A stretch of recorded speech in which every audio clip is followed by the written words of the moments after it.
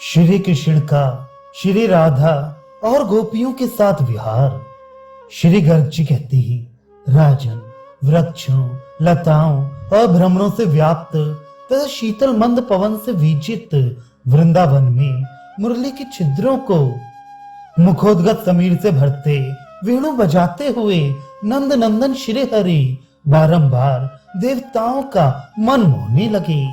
तदनंतर वेणु गीत सुनकर प्रेम विवला कीर्ति नंदनी श्री राधा ने प्रियतम नंद नंदन को दोनों बाहों में भर लिया। गोकुल चंद्र श्री कृष्ण ने गोकुल की चकोरी राधा को प्रेम पूर्वक निहारते हुए फूलों की सेज पर उनके मन को लुभाते हुए उनके साथ आनंदमय दिव्य क्रीड़ा की। श्री कृष्ण के साथ विहार का सुख पाकर स्वामी श्री राधा ब्रह्मानंद में निमग्न हो गई। उन्होंने स्वामी को वश में कर लिया और वे परमानंद का अनुभव करने लगी।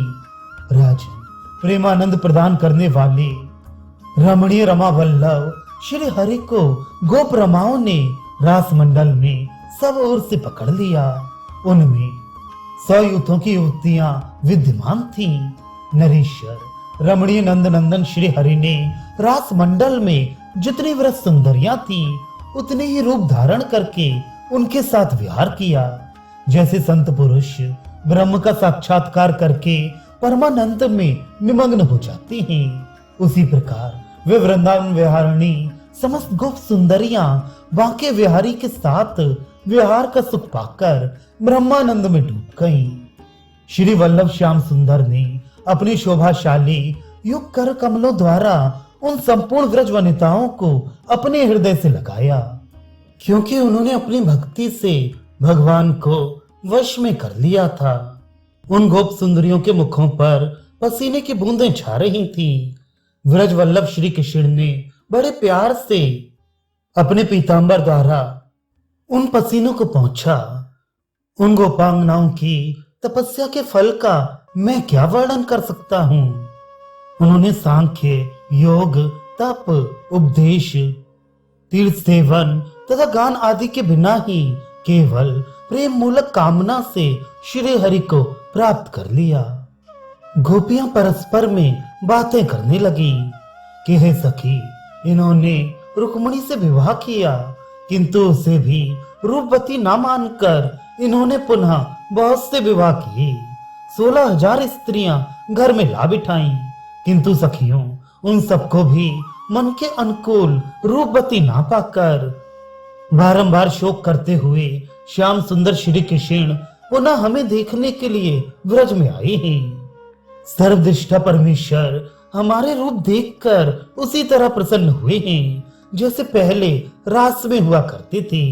इसलिए हम लोग त्रिभुवन की समस्त सुंदरियों में श्रेष्ठ सुलोचना है, चंद्रमुखी तथा नित्य सुस्थिर यौवना मानी गई हैं।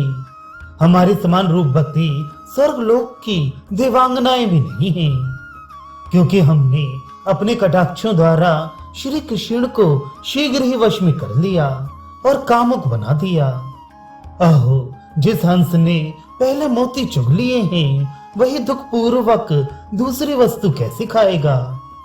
हर जगह मोती सुलभ नहीं होते, वे केवल मानसरोवर में ही मिलते हैं।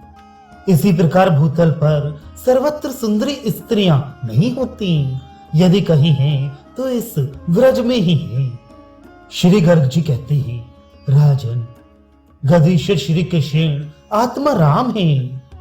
वे उन मानवती गोप सुंदरियों का ऐसा कथन सुनकर श्री राधा के साथ वहीं अंतर्धान हो गए।